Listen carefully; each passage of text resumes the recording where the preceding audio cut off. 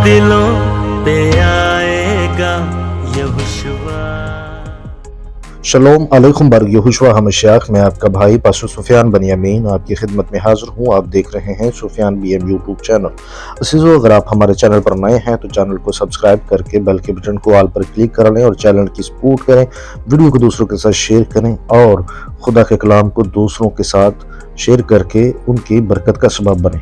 अजीजों, मुमकिन है कि ये मौजू आपने बहुत सारी किताबों में पढ़ा और बहुत सारे खादमुद्दीन के मुंह से सुना हो।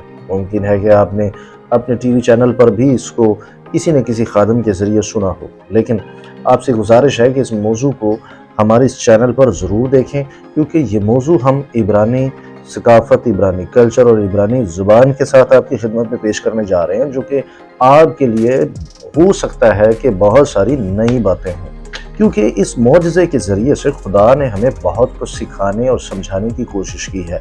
इस मौजज़े के अंदर बहुत सारे सीक्रेट हैं जो कि एक ईमानदार को जानना बहुत ज़रूरी है।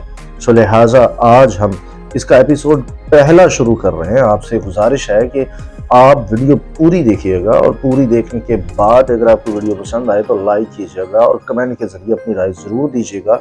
और आपसे गुजारिश है कि ये सीक्रेट जो खुदा की तरफ से हैं दूसरों के साथ भी बांट दीजिएगा। अजीजों, इस मौजू के लिए जो मरकजी हवाला जात हैं वो आपकी खिदमत में पेश किए देता हूँ। आपसे गुजारिश है कि आप अपनी बाइबल खोलकर इन हवाला जात को लाजमी पढ़ लीजिए। पहला हवाला है यूहन्ना की अंजील, उसका 6 बाब आयत नंबर 2 था 15, और दूसरा हवाला है लूका की अंजील, उसका 9 बाब आयत नंबर 12 था 17।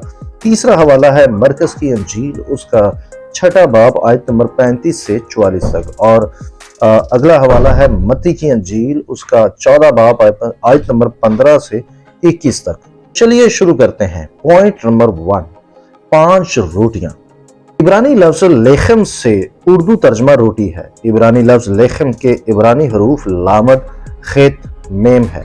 कदीम इब्रानी हरूफ तहजी में लामद के मायने सीखना, आसा, इख्तियार, हुकूमत के हैं, और खित के मायने तकसीम करना, खैमा की दीवार और बाढ़ के हैं। मेम के मायने पानी या बेतरतीब के हैं।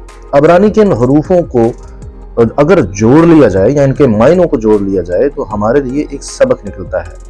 सबक ये निकलता है कि क्या हमने ये सीखा है कि हम अपनी रोटी और पानी दूसरों के साथ तकसीम करें। लफ्ज लेखम यानी रोटी अपने अंदर यही मायने रखता है कि दूसरों से अपनी रोटी तकसीम करो। मिसाल 22 बाब आयत नंबर 9 में यूँ लिखा है, जो नेक नज़र है बरकत पाएगा, क्योंकि वो अपनी रोटी में से मिस्कीनों को देता है। अजीजों, इब्रानी लफ्ज लेखम जो है वो हमें ये सिखाता है कि अपनी रोटी दूसरों के साथ तकसीम किया करो। यानी जब हम रोटी खाते हैं, जिसको हम इब्रानी में लेखम कहते हैं, यानी रोटी को इब्रानी में लेखम कहा जाता है, जिसके 3 हरूफ हैं। लामद कहता है सीखना या सीखो, और खित कहता है तकसीम करो, और मेन कहता है पानी, यानी रोटी और पानी तकसीम करो। रोटी जो हमारे घर में रोज़ाना पकती है, हम रोज़ाना उसे 3 वक्त खाते हैं, और ये हमारी ज़िंदगी के लिए अहम तरीन है। रोटी के बगैर इंसान मुमकिन नहीं कि ज़िंदा रह सके।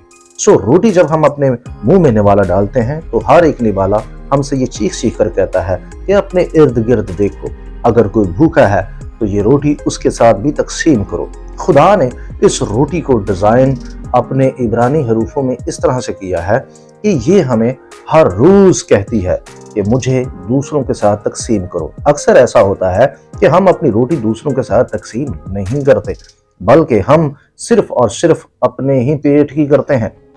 ऐसा आदमी बाइबल मुकद्दस और रोटी के पैगाम को मुस्तहद करता और उसकी नफी करता है। अजीजों, मुमकिन है कि आपके घर में खुराक की कमी ना हो, लेकिन अगर आप अपनी रोटी दूसरों के साथ तकसीम नहीं करते तो उस राज़िक के पैगाम को आप रद्द करते हैं।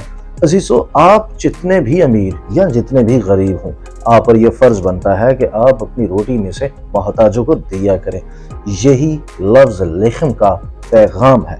जब इब्रानी बाइबल में लफ्ज़ लेखम लिखा गया तो दरअसल खुदा ने इस लफ्ज़ के ज़रिए कायनात की तमाम मखलूक़ात को ये सिखाया कि अपनी रोटी एक दूसरे के साथ तकसीम किया करो।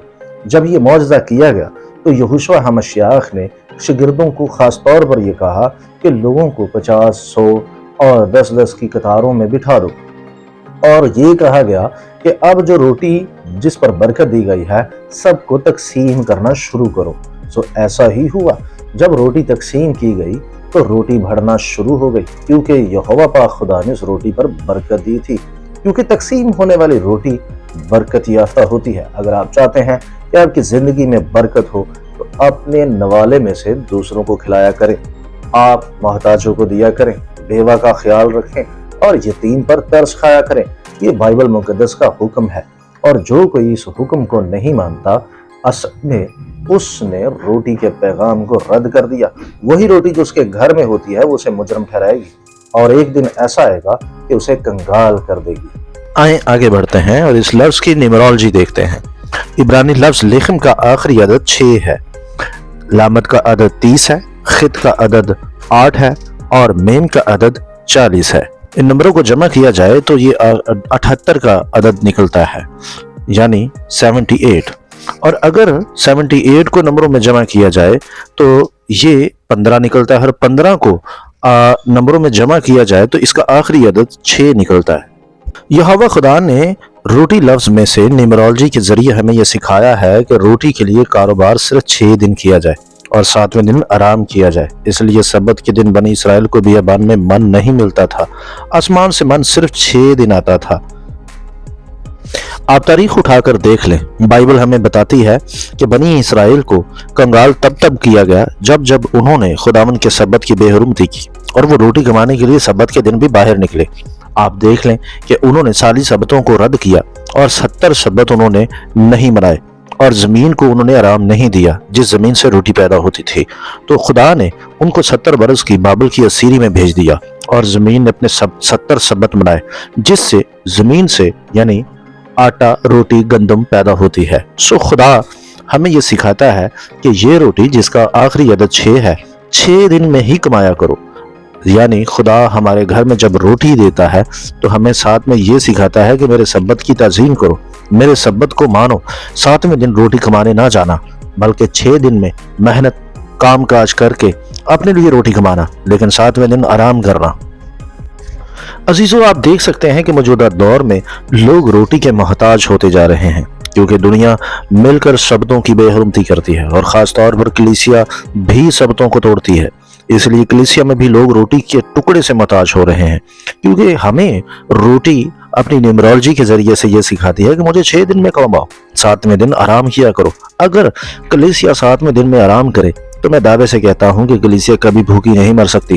کلیسیا ہمیشہ افراد سے کھائے گی، پیٹ بھر کے کھائے گی، کیونکہ یسایہ کی کتاب میں لکھا ہے اگر تم میرے سبتوں کی عزت اور تعظیم کرو تو تم اپنے باپ یعقوب کی میراث سے کھاؤ گے، اور میں تمہیں دنیا کی بلندیوں پر لے جاؤں گا۔ عزیزو، خدا کے کلام میں یہ لکھا ہے 6 دن میں کام کاج کیا کرو، 7ویں دن آرام کیا کرو، سبت کی تعظیم کیا کرو۔ اس سے کیا ہوگا؟ اس سے ہم یعقوب کی میراث سے روٹی کھائیں گے۔ آگے بڑھتے ہیں اور سیکھتے ہیں یہوشوا، ہمشیاخ اور آسمانی من۔ سب سے پہلے تو ہم یہ دیکھتے ہیں کہ یہوشوا نے اس معجزہ کے بعد خود کو آسمان سے اتری ہوئی روٹی کہا ہے۔ آخر کیوں کہا ہے؟ اس کی وجہ بیابان میں آسمان سے برسنے والی روٹی ہے۔ یہوشوا نے صاف کہا کہ یہ روٹی موسیٰ نے نہیں دی، بلکہ یہ روٹی آسمان سے یہوہ پاک خدا نے دی ہے۔ اس کے لیے دیکھیں یوحنا کی انجیل 6 باب آیت نمبر 32۔ یہاں لکھا ہے یسوع نے ان سے کہا، میں تم سے سچ کہتا ہوں کہ موسیٰ نے تو وہ روٹی آسمان سے تمہیں نہ دی، لیکن میرا باپ تمہیں آسمان سے حقیقی روٹی دیتا ہے، کیونکہ خدا کی روٹی وہ ہے جو آسمان سے اتر کر دنیا کو زندگی بخشتی ہے۔ بیابان میں جو روٹی بنی اسرائیل نے کھائی اس کو تورا میں 3 ناموں سے پکارا گیا ہے۔ اس کے لیے دیکھیں خروج 16 باب آیت نمبر 4۔ اس حوالے میں من کو روٹی کہا گیا ہے، لیکن گنتی 11 باب آیت نمبر 8 میں اس روٹی کو تیل کا نام دیا گیا ہے، اور اس کے علاوہ خروج 16 باب کی آیت نمبر 31 میں اس روٹی کو شہد کا نام دیا گیا ہے۔ آخر اس کو یہ 3 ناموں سے کیوں پکارا گیا؟ آئیں اس کا جواب تلاش کرتے ہیں کہ آخر اس روٹی کو 3 ناموں سے کیوں پکارا گیا۔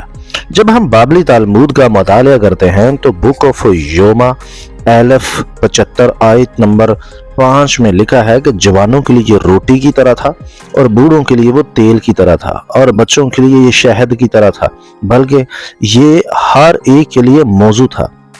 یہ روٹی معجزانہ طور پر ہر عمر کے لوگوں کے لیے جسامت کے مطابق فائدہ مند تھی۔ اکثر ہم دیکھتے ہیں کہ بچوں کی خوراک اور جوانوں کی خوراک میں فرق ہوتا ہے، لیکن یہ روٹی معجزانہ طور سے سب کے لیے موزوں تھی، اور 40 سال تک بنی اسرائیل کے بچے، جوان اور بزرگ سب یہ من کھاتے رہے۔ عزیزو، بالکل اسی طرح یہوشوا ہمشیاخ ایسی روٹی ہے جس کا مزہ شہد کی طرح ہے۔ اس کے لیے غزل و غزلات 5 باب کی آیت نمبر 16 دیکھیں۔ لکھا ہے، اس کا منہ بس شرین ہے، ہاں وہ سراپا عشق انگیز ہے۔ اے یروشلم کی بیٹیوں، یہ ہے میرا محبوب، یہ ہے میرا پیارا۔ آمین۔ یہوشوا زندگی کی روٹی ہے۔ اس کے لیے دیکھیں یوحنا 6 باب آیت نمبر 48۔ زندگی کی روٹی میں ہوں۔ اس حوالے میں یہوشوا ہمشیاخ نے فرمایا، یہوشوا ایسی روٹی ہے جس کو گیہوں کی طرح دکھوں کی چکی میں ڈالا گیا اور ہم سب کے لیے تیل کا سا ذائقہ بنا ہے، کیونکہ تورا میں لکھا ہے۔ اس کے لیے دیکھیں گنتی 11 باب آیت نمبر 8۔ وہاں لکھا ہے کہ لوگ ادھر ادھر جا کر اسے جمع کرتے اور اس سے چکی میں پیستے اور اوکھلی میں کوٹ لیتے تھے، پھر اسے ہانڈیوں میں ابال کر روٹیاں بناتے تھے۔ اس کا مزہ تازہ تیل کا سا تھا۔ بالکل یہوشوا ہمشیاخ اس من کی طرح کوٹے گئے۔ اس کے لیے دیکھیں یسایہ 53 باب آیت نمبر 4۔ یہاں لکھا، تو بھی اس نے ہماری مشقتیں اٹھا لیں اور ہمارے غموں کو برداشت کیا، پر ہم نے اسے خدا کا مارا، کوٹا اور ستایا ہوا سمجھا، حالانکہ وہ ہماری خطاؤں کے سبب سے گھائل کیا گیا اور ہماری ہی بدکرداری کے باعث کچلا گیا۔ ہماری ہی سلامتی کے لیے اس پر سیاست ہوئی تاکہ اس کے مار کھانے سے ہم شفا پائیں۔ اس روٹی کی خاص بات یہ تھی کہ یہ سب قسم کی عمر اور سب قسم کے انسانوں کے لیے تھی۔ بالکل یہوشوا بھی سارے انسانوں کے لیے نجات ہیں، کسی خاص انسان کے لیے وہ نجات نہیں ہے، بلکہ وہ سب قسم کے انسانوں کے لیے نجات ہے۔ خروج 16 کی 4 میں روٹی لکھا ہوا ہے، لیکن گنتی 11 کی 8 میں کیک لکھا ہوا ہے، اور یہ بھی لکھا ہے اور اس سے چکی میں ڈالتے تھے۔ گنتی 11:8، جس سے یہ ظاہر ہوتا ہے کہ یہ نہ تو روٹی ہے اور نہ ہی کیک۔ ان نصوص کو کس طرح حل کیا جائے؟ نیک لوگوں کے لیے یہ من پکی ہوئی روٹی کی طرح گر پڑا، عام لوگوں کے لیے یہ کیک کی طرح گر پڑا، اور شریروں کے لیے یہ غیر عمل شدہ شکل میں آیا ہے، اور اس کے نتیجے میں وہ اسے ایک چکی میں ڈالتے تھے۔ اس کے لیے دیکھیں بابلی تالمود بک آف یوما 1075 آیت 17۔ یاد رہے کہ مصر سے صرف اسرائیلی نہیں نکلے ہیں، بلکہ ایک ملی جلی بھیڑ تھی جس میں بہت سے مصری بھی شامل تھے، جن کے لیے یہ روٹی غیر عمل شدہ شکل میں تھی۔ گنتی 11 باب آیت نمبر 4۔ اور جو ملی جلی بھیڑ ان لوگوں میں تھی وہ طرح طرح کی حرص کرنے لگی، اور بنی اسرائیل بھی پھر رونے اور کہنے لگے کہ ہم کو کون گوشت کھانے کو دے گا۔ یہوشوا ہمشیاخ بالکل ایسے ہی نیک لوگوں کے لیے حقیقی اور تیار شدہ فسح کی بے خمیری روٹی ہیں۔ یوحنا 6 باب آیت نمبر 48 میں یوں لکھا ہے، زندگی کی روٹی میں ہوں۔ لیکن شریروں کے لیے وہ غیر عمل شدہ شکل میں روٹی ہے جس کو چکی میں ڈالتے ہیں، یعنی صلیب چڑھا دیتے ہیں۔ یہ صلیب چڑھانے والے رومی تھے جو کہ شریر ہیں۔ بائبل میں لکھا ہے کہ وہ گناہ گاروں کے حوالے کیا گیا۔ متی 26 باب آیت نمبر 45 میں یوں لکھا ہے، تب شاگردوں کے پاس آ کر ان سے کہا، اب سوتے رہو اور آرام کرو، دیکھو وقت آ پہنچا ہے اور ابن آدم گناہ گاروں کے حوالے کیا جاتا ہے، یعنی شریروں کے۔ یاد رہے کہ جب یہوشوا نے 5 روٹیوں اور 2 مچھلیوں پر برکت دی تو عید فسح نزدیک تھی، جس میں فسح کی بے خمیری روٹی کو کھایا جاتا ہے۔ اس لیے اس روٹی کو نامناسب طریقے سے یعنی بے دینی کی حالت میں کھانا بیماری اور موت کا سبب ہے۔ اس کے لیے دیکھیں پہلا کرنتھیوں 11 باب آیت نمبر 28۔ یہاں لکھا ہے، پس آدمی اپنے آپ کو آزما لے اور اسی طرح اس روٹی میں سے کھائے اور اس پیالے میں سے پیے، کیونکہ جو کھاتے پیتے وقت خداوند کے بدن کو نہ پہچانے وہ اس کھانے پینے سے سزا پائے گا۔ اسی سبب سے تم میں بتھیرے کمزور اور بیمار ہیں اور بہت سے سو بھی گئے۔ اگر ہم اپنے آپ کو جانچتے تو سزا نہ پاتے۔ فسح کو نامناسب طور پر کھانے سے کیا مراد ہے؟ نامناسب دراصل اسے کہا جاتا ہے جو بائبل کے مطابق نہ ہو، یعنی جو بائبل کہتی ہے ویسے ہی آپ نے فسح کھانی ہے۔ اگر آپ تورات کو بغور پڑھیں تو تورات کہتی ہے کوئی نامختون فسح نہ کھائے، یعنی ختنے کے بغیر آپ فسح نہیں کھا سکتے۔ اس کے علاوہ बाइबल ये भी कहती है, गिनती की किताब में यूँ लिखा है कि ईद फसा हमेशा मुकर्रर वक्त पर होगी और आगे पीछे किसी भी बेवक्त मौका पर फसा नहीं होगी। जो टाइम या जो दिन, जो तारीख खुदा ने बाइबल में बताई है, उसी दिन फसा की जाएगी, यानी अशार रुबानी उसी दिन होगी।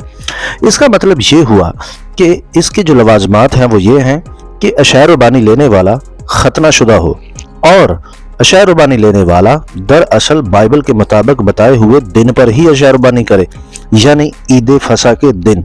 और बाइबल के मुताबिक पहले महीने की 14 तारीख को ईद फसा होती थी, यानी अशार रुबानी सिर्फ साल में एक बार होती थी।